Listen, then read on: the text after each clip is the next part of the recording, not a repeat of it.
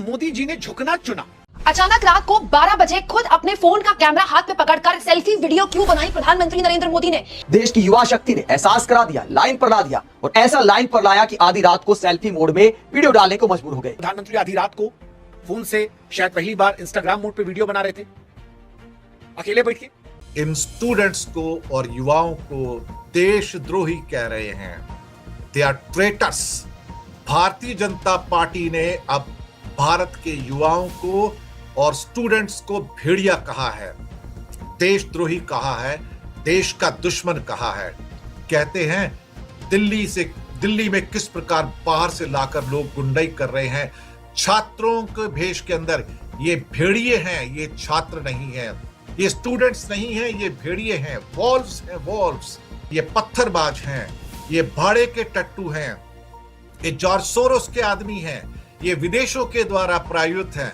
अगर एक जाहिल इस मुल्क की रहनुमाई करे तो उसका दिल ही चाहेगा कि पूरा मुल्क उसकी तरह जाहिल, नासमझ, नाकाबिल और बेरहम बने।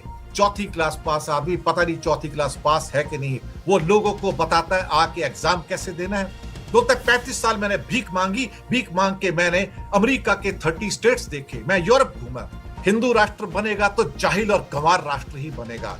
और हमारा गोदी मीडिया, खुदा बचाए उससे साहब, खुदा बचाए।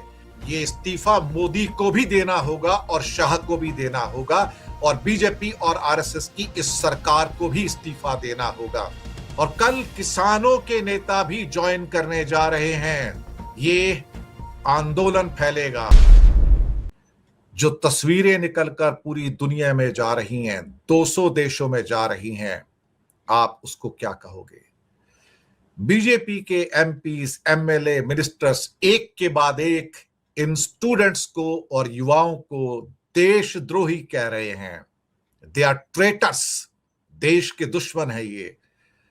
और एक शख्स और, जी हां, एक शख्स और जिसका नाम so called mister Chandolia, Yogendra Chandolia, उन्होंने तो हद क्रॉस कर दी और कह दिया है कि ये स्टूडेंट्स नहीं हैं, ये भेड़िए हैं, भेड़िए। भारतीय जनता पार्टी ने अब भारत के युवाओं को और स्टूडेंट्स को भेड़िया कहा है, देशद्रोही कहा है, देश का दुश्मन कहा है। सच बात तो कहा यह है कि देश की दुश्मन इस समय भारतीय जनता पार्टी है।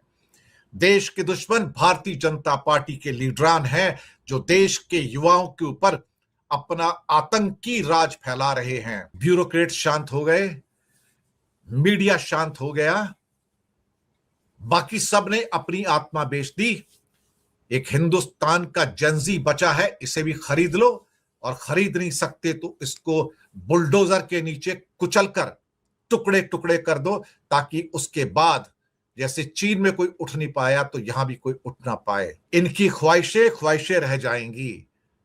अभी तो यहां तक बात निकल के आ रही है कि धर्मेंद्र प्रधान को इस्तीफा देना होगा। 2 दिन रुक जाइए, ये इस्तीफा मोदी को भी देना होगा और शाह को भी देना होगा और बीजेपी और आरएसएस की इस सरकार को भी इस्तीफा देना होगा। इन्हें भी देश छोड़कर भागने का मौका नहीं मिलेगा। जी हां, ये भी अपनी जान बचाते घूमेंगे। भारत के युवा जागे हैं तो कहीं ना कहीं इसकी आग तो पहुंचेगी। राहुल गांधी ने प्रधानमंत्री निवास से कुछ दूर धरना क्या दे दिया कि पैर कांपने शुरू हो गए इनके, और भारत के युवा छात्रों को भेड़िया कहने पे आ गए, देशद्रोही कहने पे आ गए। धर्मेंद्र प्रधान को निकाल दिया, सैक कर दिया तो मोदी झुक जाएगा, और मोदी झुकता नहीं है। दरअसल जो झुकते नहीं हैं वो टूट जाते हैं एक दिन। आपको पता है कि जंगल में वो पेड़ सबसे पहले कट जाते हैं जो सीधे खड़े होते हैं। नरेंद्र मोदी छात्रों को पुलिस से पिटवाते हैं, सुप्रिया श्रीनेत कहती हैं, और अपने सांसद से उन्हें भेड़िया कहलवा रहे हैं। कमाल की बात है। और फिर छात्रों को अंदर कहते हैं ये पत्थरबाज हैं, ये भाड़े के टट्टू हैं, ये जॉर्ज सोरोस के आदमी हैं, ये विदेशों के द्वारा प्रायोजित हैं। और फिर कहते हैं तुम सबके पासपोर्ट कैंसिल कर दिए जाएंगे, तुम सबको जेलों में डाल दिया जाएगा। नेशनल सिक्योरिटी एक्ट जो आज लागू कर दिया गया दिल्ली में 18 अक्टूबर तक, जहां किसी भी व्यक्ति को 1 साल के लिए जेल में बिना जमानत के डाला जा सकता है, जैसे वो आतंकवादी होता है। और साथ में यह कहा जा रहा है कि अगर तुमने प्रोटेस्ट किया तो तुम्हारे फ्यूचर को बर्बाद कर देंगे। नसीरुद्दीन शाह ने क्या कहा, अगर एक जाहिल इस मुल्क की रहनुमाई करे तो उसका दिल ही चाहेगा कि पूरा मुल्क उसकी तरह जाहिल, नासमझ, नाकाबिल और बेरहम बने। मेरी पूरी हमदर्दी उनके साथ है।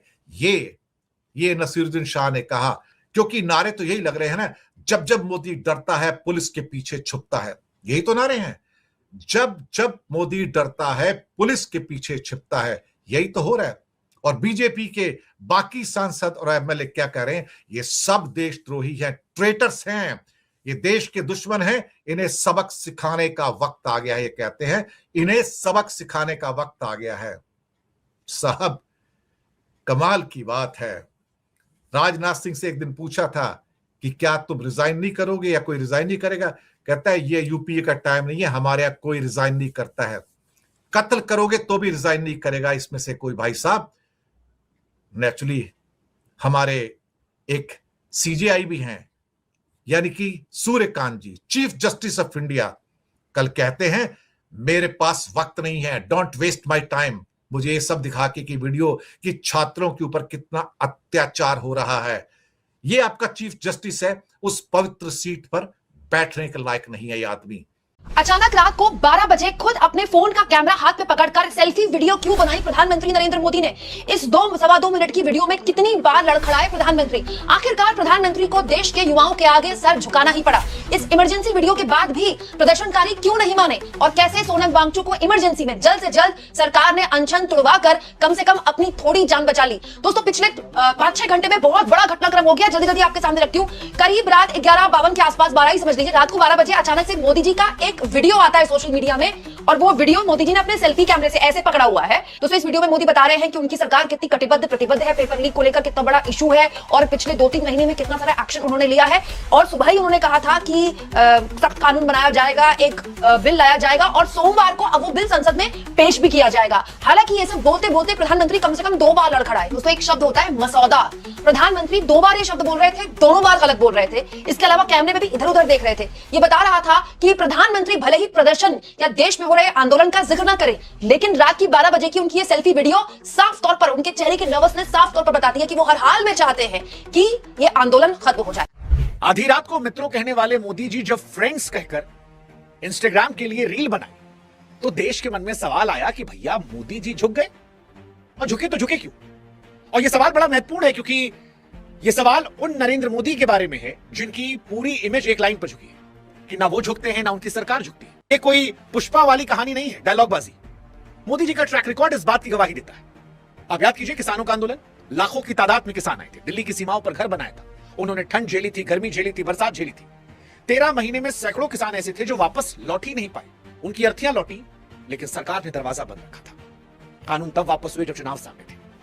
आप दिल्ली में ही शाहीन बाग देख लीजिए, कितनी दादियां बैठी थी, कितने बच्चे बैठे थे, लेकिन कानून का कॉमा तक मोदी सरकार ने नहीं लाया। पहलवानों की बात कर लीजिए, वो बच्चियां जो देश के लिए मेडल लाई थी, तिरंगे में लिपटकर पोडियम पर खड़ी थी, पूरे देश ने तालियां बजाई थी। जब वो नई संसद के उद्घाटन के दिन सड़क पर घसीटी गई, तो उनके आंसुओं पर भी सरकार चुप थी। और ये मैसेज गया कि ये सरकार आंसुओं से नहीं पिघलती, अर्थियों से नहीं पिघलती, मेडलों से नहीं पिघलती। लेकिन फिर जनता सोच रही है कि 26 दिन में ऐसा क्या हो गया कि मोदी जी पिघल गए? क्या वो बदल गए? क्या छात्रों के हित की बात करने लगे?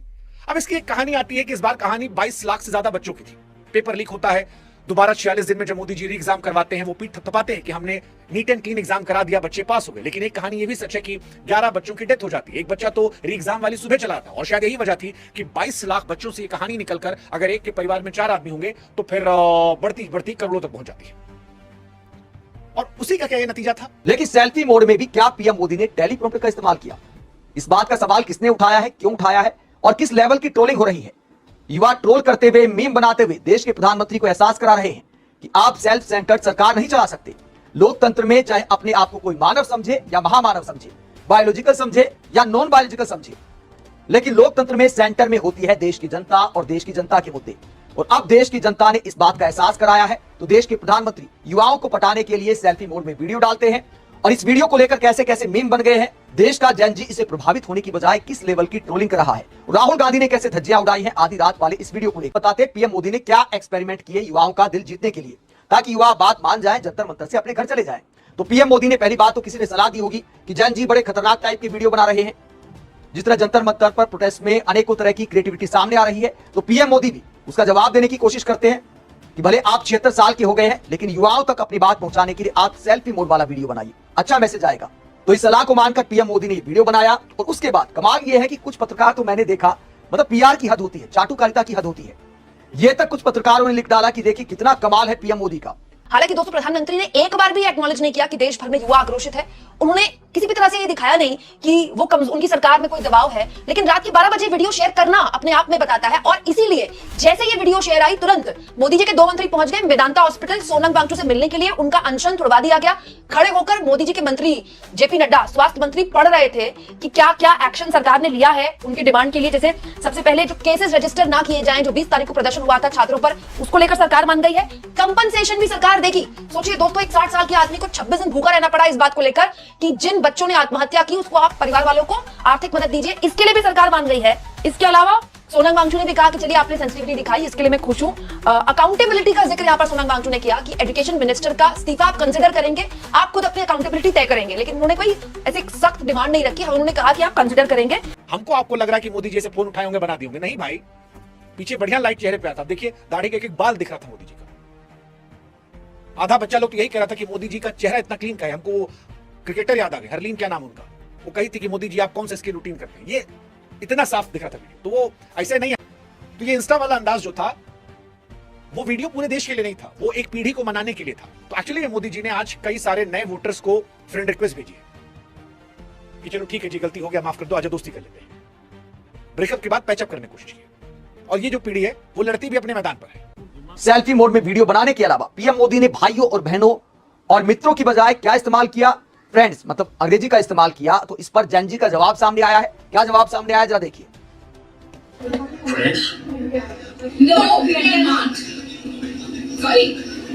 तो दादाजी की उम्र में जब जेन जी को पीएम मोदी फ्रेंड्स बोल रहे हैं तो जेन जी ट्रोल कर रहे हैं कि हम मित्र नहीं है आपके, फ्रेंड्स नहीं आपके। एक और वीडियो मैंने देखा था, काफी वायरल हुआ था। प्रोटेस्ट में बहुत सारे ऐसे बयान भी सामने आए कि मित्र समझते, जो मित्रों शब्द का इस्तेमाल करते हैं पीएम मोदी, तो ऐसे में भी बन गए कि मित्र अगर समझते तो इस तरह क्या लाठीचार्ज किया जाता, मित्रों के साथ बात की जाती है, पुलिस को आगे नहीं किया जाता। जेन जी ये संदेश दे रहा है कि हम आपके मित्र नहीं हैं, हम तो छात्र हैं और देश के प्रधानमंत्री से संवाद करने आए हैं। तो अब जाकर पीएम मोदी ने संवाद का रास्ता खोला है। और सेल्फी मोड वाले जब वीडियो जारी कर रहे हैं तो वरिष्ठ पत्रकार सोहित मिश्रा इसे लेकर क्या कहते हैं।